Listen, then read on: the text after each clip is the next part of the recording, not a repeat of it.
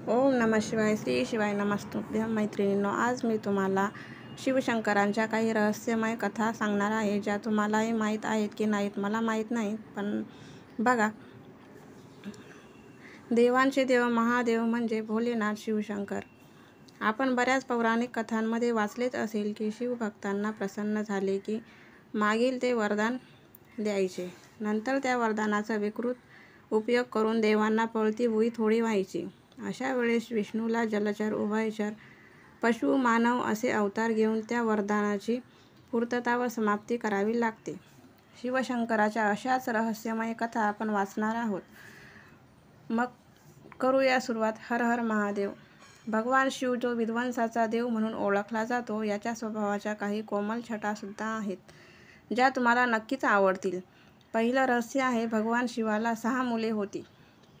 भगवान शिवाचा पहिला मुलगा भगवान गणेश अथवा भगवान कार्तिकेय नसून भगवान अय्यप्पा होते. लोक स्वाभाविकपणे हे विसरतात की भगवान शिवाला 2 पेक्षा अधिक मुले होती.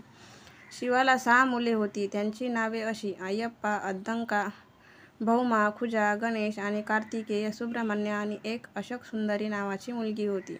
या मुलांपैकी अय्यप्पा हा सर्वात मोठा आणि गणेश व कार्तिकेय हे सर्वात लहान होते.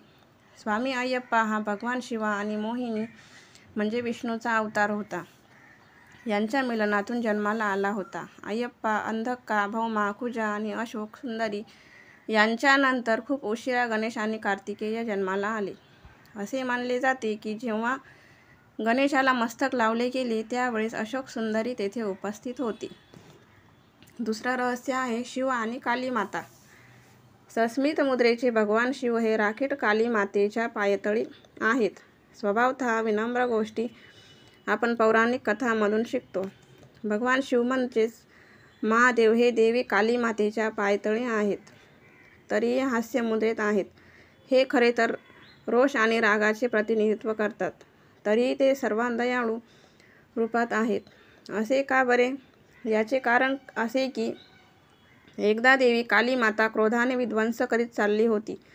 कोणताही देव, मानव अथवा राक्षस तिच्या या रक्तपिपासू कृत्याला थांबवायचे धाडस करीत नव्हता.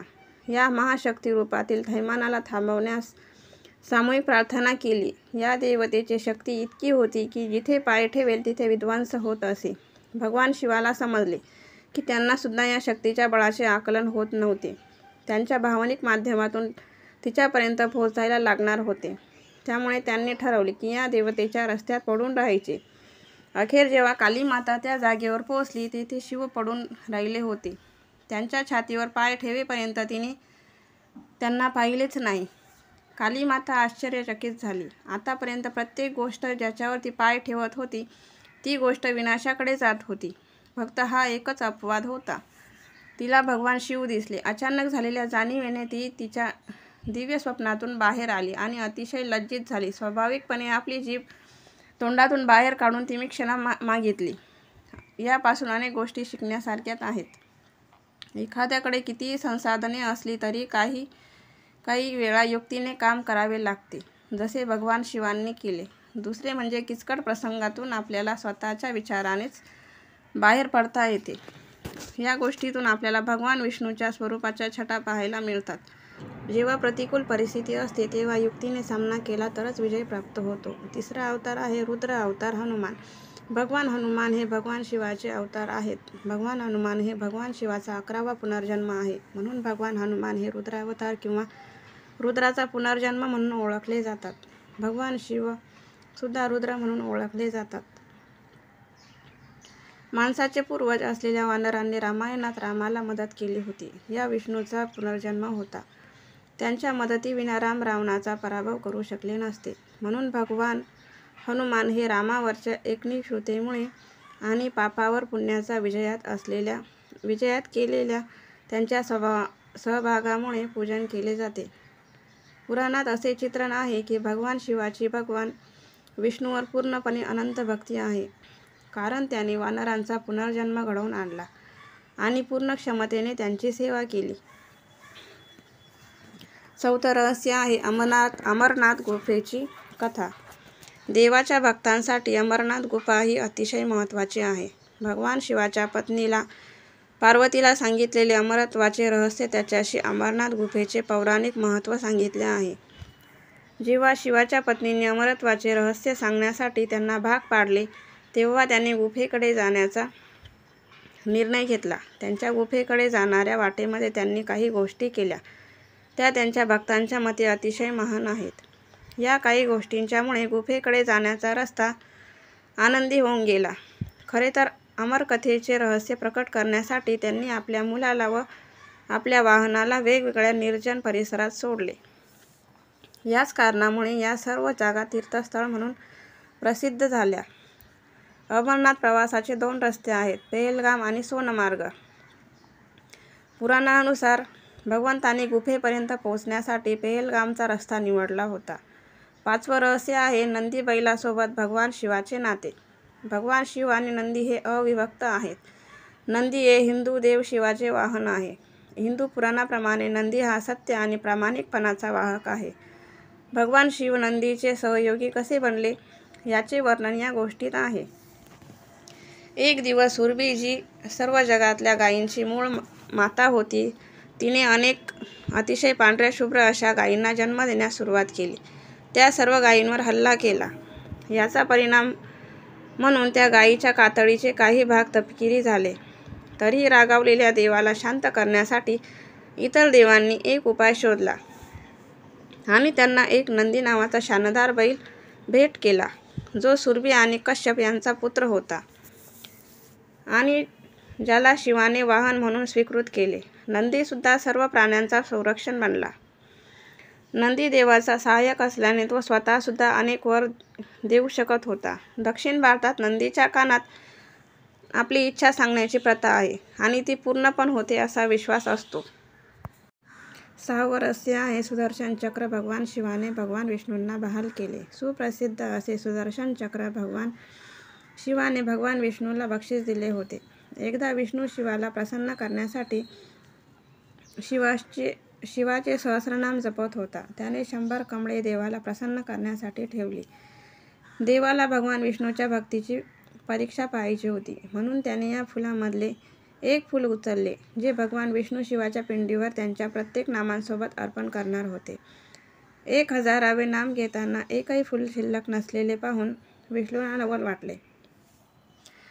नवल वाटले आणि त्याने स्वतःचा डोळा काढला व देवाला अर्पण केला. विष्णूला कमलनयन म्हणून ओळखले जाते, त्यामुळे त्यांच्या डोळ्याने कमळाची कमतरता पूर्ण केली. त्यांच्या भक्तीचा स्तर पाहून शिव प्रसन्न झाले आणि त्यांनी त्याला सुदर्शन चक्र बक्षीस दिले. 7वं रहस्य आहे भगवान शिव आपल्या संपूर्ण शरीरावर राख का फासून घेतात. भगवान शिवाचे संपूर्ण शरीर नेहमीच राखेने लिंपलेले असते आणि शिवभक्त आपल्या कपाळावर आणि हातावर भस्म तिलक लावून घेतात. भगवान शिव हा राखेशी कसे जोडले गेले याबाबत एक अत्यंत मजेदार कथा शिवपुराणात सांगितली आहे. एकदा तेथे एक ऋषी राहत होते, ज्याचा वंश भृगु ऋषीशी मिळता जुळता होता.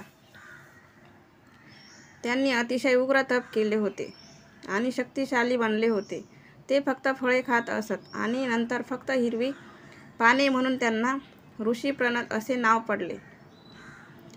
प्रणत ऋषींनी आपले उग्र तप चालू ठेवले आणि त्या जंगलात ते राहत होते तेथील प्राण्यांवर आणि वनस्पतीवर नियंत्रण मिळवले. एकदा त्यांची झोपडी दुरुस्त करण्यासाठी गवत कापत असताना ऋषींचे मधले बोट कापले गेले. त्यांना आश्चर्य वाटले. जेव्हा जखमेतून रक्ताऐवजी झाडांचा हिरवा रस वाहू लागला.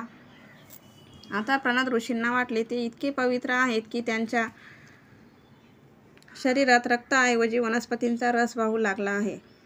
त्यांच्या मनात गर्वाचा शिरकाव झाला आणि ते उन्मादाने जोरजोरात ओरडू लागले की ते जगातले सर्वात पवित्र मानव झाले आहेत. हा प्रसंग पाहिल्यावर भगवान शिवांनी एका वृद्ध माणसाचा वेश घेतला आणि ते तेथे पोहोचले. जेव्हा त्या वृद्ध माणसाने त्यांच्या अनिर्बंध आनंदाचे कारण विचारले, तेव्हा प्रणत म्हणाले, ते या जगातले सर्वात पवित्र मानव आहेत, कारण त्यांचे रक्त आता झाडांच्या आणि फळांच्या रसाप्रमाणे बनले आहे. त्यावर वृद्ध माणूस म्हणाला, त्यात आनंदी होण्यासारखे काय आहे? हा तर फक्त फळांचा रस आहे. पण जेव्हा झाडे आणि रोपे जळतात तेव्हा त्यांची राख होते.